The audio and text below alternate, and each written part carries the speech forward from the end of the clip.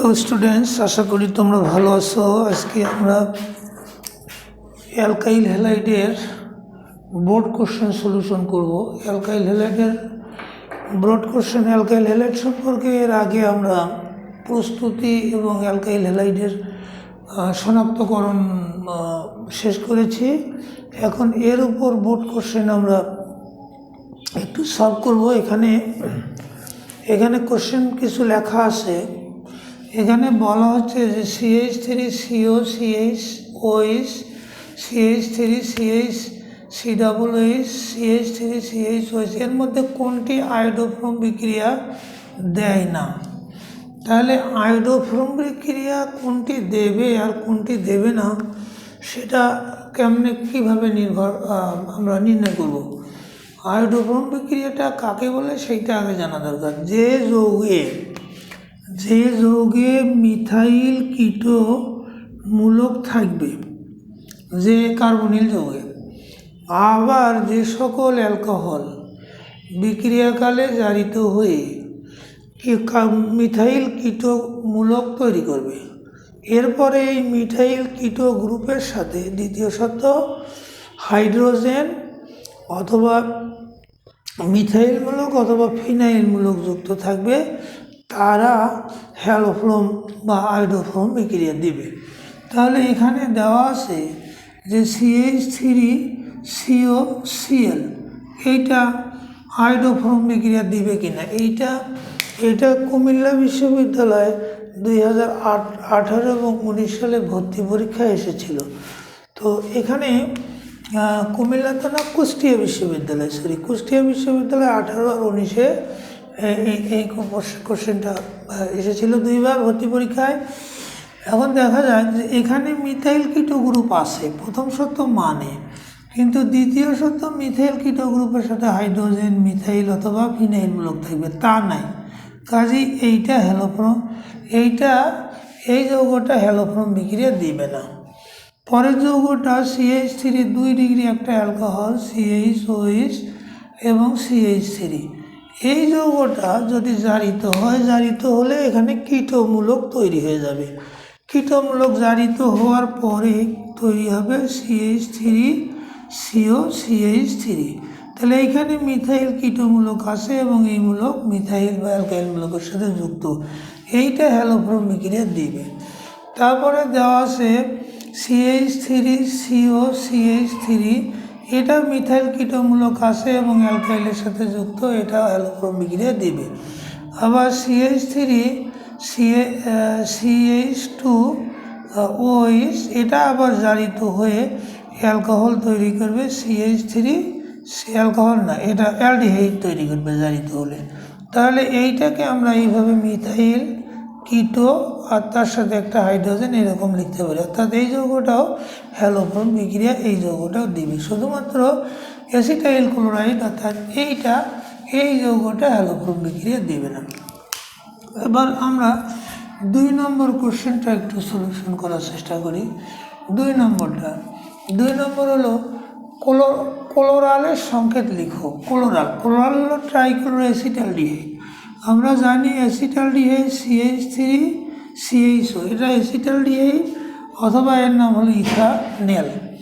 এইখানে 3টে হাইড্রোজেন যদি 3টে ক্লোরিন দ্বারা প্রতিস্থাপিত হয়, 3টে কার্বন হাইড্রোজেন 3টা জায়গায় 3টে ক্লোরিন CHO, তখন একে বলা হয় ক্লোরাল, ট্রাইক্লো অ্যাসিটালডিহাইড বা ক্লোরাল। একে এভাবেও লেখা যায় CH3CCHO ক্লোরাল বা ট্রাইক্লোরো অ্যাসিটালডিহাইড।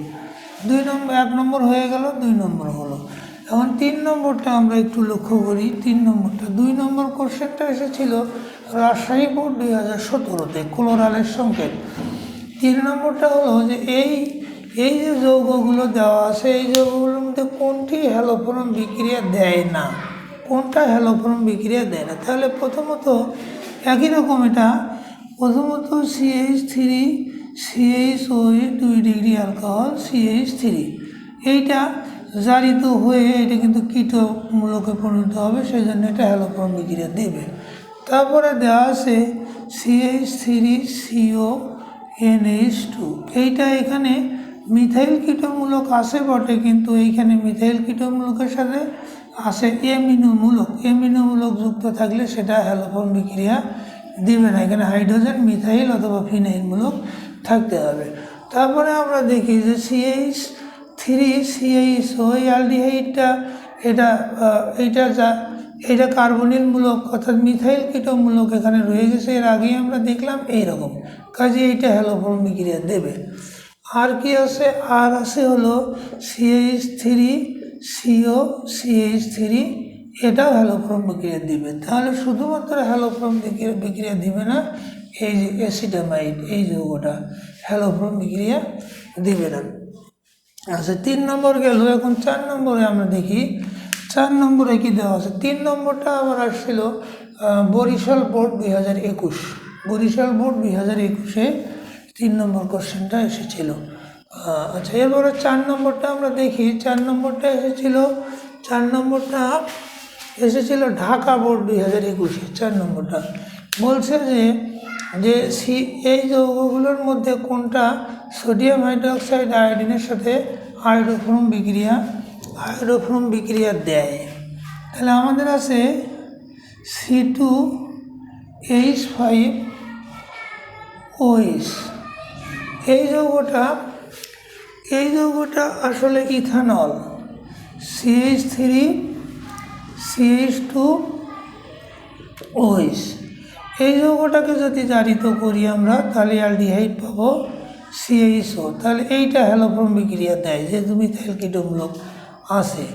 তারপর এইখানে দেখা যাচ্ছে যে C2H5COCH3, তাহলে এইখানে তো মিথাইল কীটমূলক আছে এবং সেটা অ্যালকাইলমূলকের সাথে যুক্ত আছে, এটাও হ্যালোফর্ম বিক্রিয়া দিবে।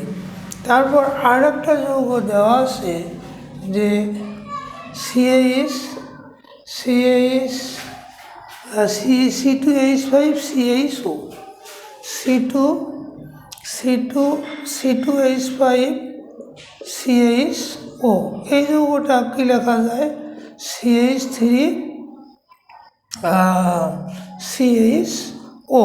তাহলে আমরা C2H5CHO এখানে দেখা যাচ্ছে যে এটা একটা অ্যালডিহাইড এবং এইটার সাথে কি যুক্ত আছে যে C2H5 আর আছে CO আর আছে হলো হাইড্রোজেন। তাহলে এখানে মিথাইল কীটমূলক না, ইথাইল কীটমূলক আছে, সেই জন্য এই যৌগটা হ্যালোফর্ম বিক্রিয়া দিবে না। তাহলে এখানে এই যৌগটা হ্যালোফর্ম বিক্রিয়া দিবে না।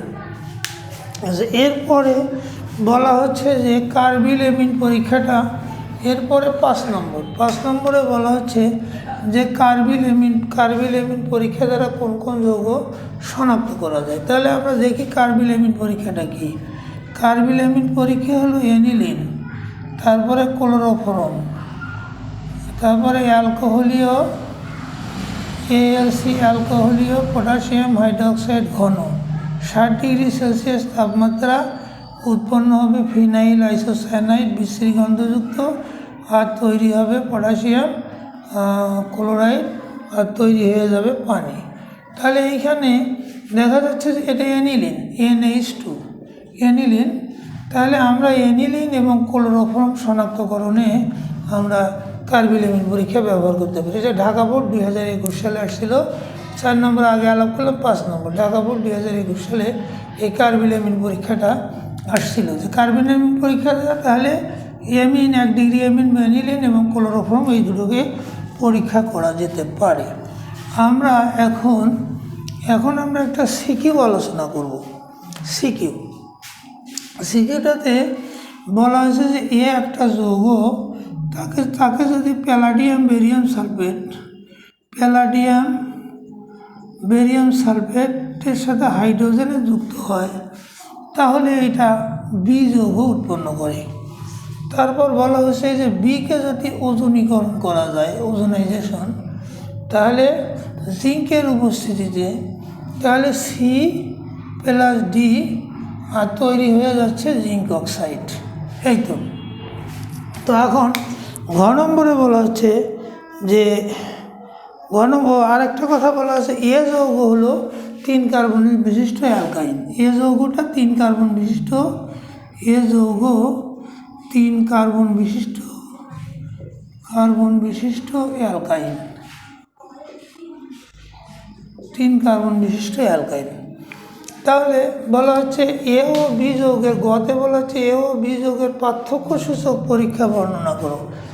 এ আর বি যৌগ পার্থক্য সূচক পরীক্ষা, আগে এ আর বি যৌগ কি তাই বের করতে হবে আমাদের। এ আর বি যৌগ, তাহলে এটা 3 কার্বন বিশিষ্ট অ্যালকাইন যদি হয়, তাহলে এ যৌগটা কি হবে, 3 কার্বন বিশিষ্ট অ্যালকাইন, CH3C triple bond CH2, 3 carbon বিশিষ্ট অ্যালকাইন, মিথেন, ইথেন, প্রোপেন। তাহলে এটা প্রোপাইন ওয়ান। তাহলে এইটাকে যদি আমরা নিয়ন্ত্রিত জারণ বলি, এটাকে নিয়ন্ত্রিত জারণ প্যালাডিয়াম আর বেরিয়াম সালফেট। নিয়ন্ত্রিত জারণ না, নিয়ন্ত্রিত বিজারণ। হাইড্রোজেন দ্বারা যদি বিজারিত করা যায়, প্যালাডিয়াম বেরিয়াম সালফেট দিয়ে হাইড্রোজেনকে যদি বিজারিত করা যায়, তাহলে এই এই এই দুটো পাই বন্ধনের একটা পাই বন্ধন ভেঙে গিয়ে দ্বিবন্ধনযুক্ত যৌগ তৈরি করবে। তাহলে CH ডাবল বন্ড CH2, তাহলে এটা দ্বিবন্ধনযুক্ত যৌগে পরিণত করলো।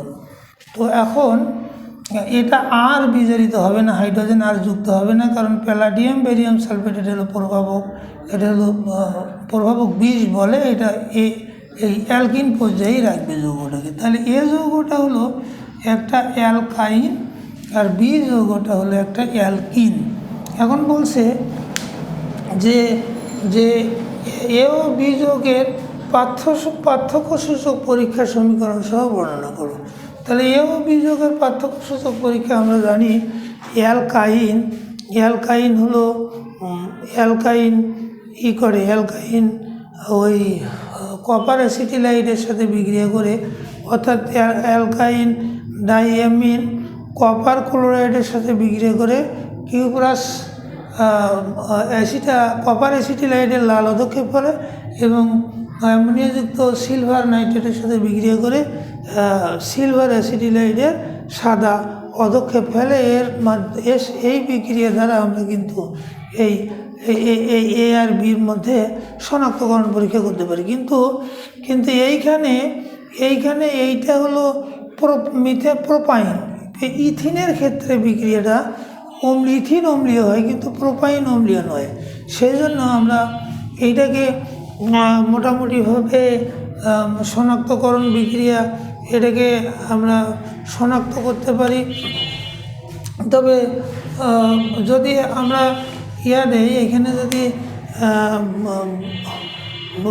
বেরিয়াম সালফেট, আচ্ছা, তাহলে আমরা এইখানে কি দিতে পারি, যে 3 কার্বন বিশিষ্ট অ্যালকাইন, এখানে ভুল হয়ে গেছে, এটা CH, আর এইখানে উৎপন্ন হবে তাহলে CH2, কারণ ত্রিবন্ধন 1 2 3 4 ত্রিবন্ধন। এটা হলো মিথেন, ইথেন, প্রোপাইন থেকে আমরা পেলাম প্রোপিন। তাহলে এই দুটার মধ্যে পার্থক্য সূচক পরীক্ষা হলো যে 1 নম্বর আমরা পার্থক্য সূচক পরীক্ষা, এটাকে যে সিলভার অ্যামোনিয়াযুক্ত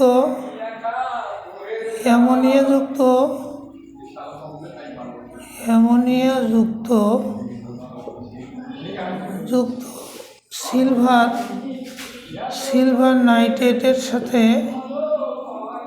সাথে বিক্রিয়া করে সিলভার অ্যাসিটিলাইডের সাদা অধক্ষেপ পড়ে, অ্যাসিটিলাইডের সাদা অধক্ষেপ ফেলে, কিন্তু বি যৌগ এই বিক্রিয়া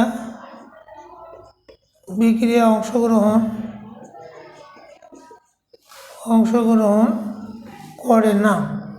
তাহলে আমরা বিক্রিয়াটা দিতে পারি যে CH3C ট্রিপল বন্ড CH, তাহলে আমরা দিতে পারি যে diamine silver nitrate, diamine NH3 diamine silver nitrate, এইটার সাথে বিক্রিয়া করে সিলভার অ্যাসিটিলাইটের সাদা পদক্ষেপ ফেলবে CH3C ট্রিপল বন্ড CAG, এটা সাদা বর্ণের পদক্ষেপ পড়বে, সাদা পদক্ষেপ পড়বে। তাহলে এ ও বি এর পার্থক্যসূচক পরীক্ষা, তাহলে এইটা এ যৌগ, এইটা এ যৌগ, কিন্তু বি যৌগ এই বিক্রিয়া দেয় না। এটা দিয়ে আমরা এ ও বি এর মধ্যে পার্থক্য করতে পারি। এরপর ঘতে বলা হলো COD যৌগদ্বয় হ্যালোফর্ম বিক্রিয়া দেখাবে কিনা প্রয়োজনীয় রাসায়নিক সমীকরণ সহ বিশ্লেষণ করো। তাহলে COD যৌগ দুটো, COD যৌগ দুটো, যে COD যৌগ দুটো COD, তো COD বিক্রিয়াটা আমরা দেই এই বি যৌগ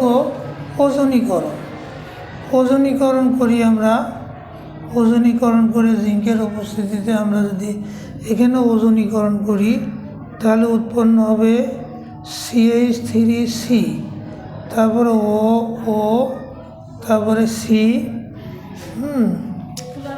তারপরে তৈরি হয়ে যাবে ও, এখানে ও, তাহলে এইখানে এইরকম করে হাইড্রোজেন, তাহলে ওজনের সাথে বিক্রিয়া করে ওজোনাইড গঠন করবে।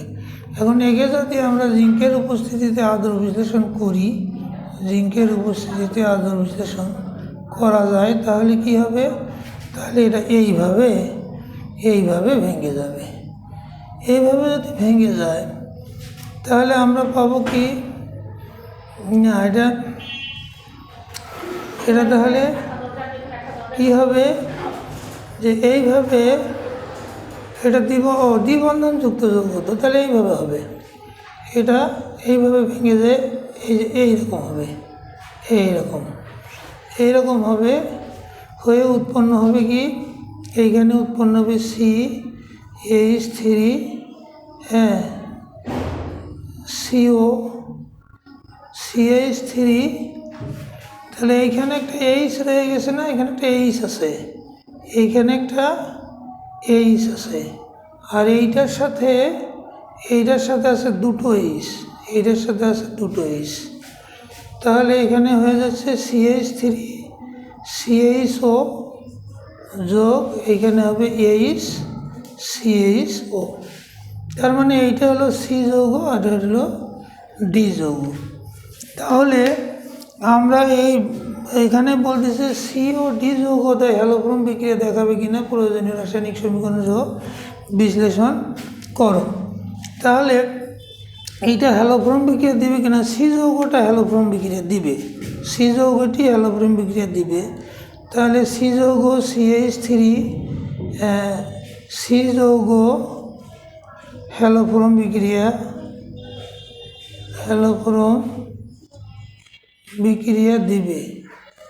দেবে। তো বিক্রিয়া কেমন হবে, যে বিক্রিয়া হ্যালোফর্ম বিক্রিয়া যে CH3C ডাবল বন্ড OH, এই যে এটা মিথাইল কীটমূলক আছে এবং তার সাথে হাইড্রোজেন আছে, তাহলে এইটা হ্যালোফর্ম যদি আয়োডোফর্ম আমরা আয়োডিনের সাথে বিক্রিয়া করতে দেই, এখানে যদি সোডিয়াম বা পটাশিয়াম হাইড্রোক্সাইড দিলে পরে এখানে তৈরি হবে আয়োডোফর্ম CH3, আয়োডোফর্ম উৎপন্ন হবে, তারপরে উৎপন্ন হবে সোডিয়াম আয়োডাইড আর উৎপন্ন হবে পানি, এই বিক্রিয়া। কিন্তু ডি যৌগ হ্যালোফর্ম বিক্রিয়া দিবে না। ডি যৌগ কোনটা, ডি যৌগ হলো HC ডাবল বন্ড OH, অর্থাৎ ফর্মালডিহাইড মিথানল, এখানে CHO মূলক নাই, CH3CO মূলক নাই, তাই এটি হ্যালোফর্ম বিক্রিয়া দিবে না। হ্যালোফোরম বিক্রিয়া দেয় না। তাহলে সি এবং ডি যৌগ, সি যৌগ হ্যালোফোরম বিক্রিয়া দেয়, কারণ হ্যালোফোরম বিক্রিয়া সত্য মানে বিক্রিয়া এইটা, আর ডি যৌগ মিথাইল কীটমূলক নাই জন্য এটা হ্যালোফোরম বিক্রিয়া দেয় না। তো এইভাবে আমরা কোশ্চেনগুলো সলভ করতে পারি বন্ধুরা। এরপরে আমরা অন্য কোনো ক্লাসে দেখা হবে। আজ এ পর্যন্তই। আসসালামু আলাইকুম।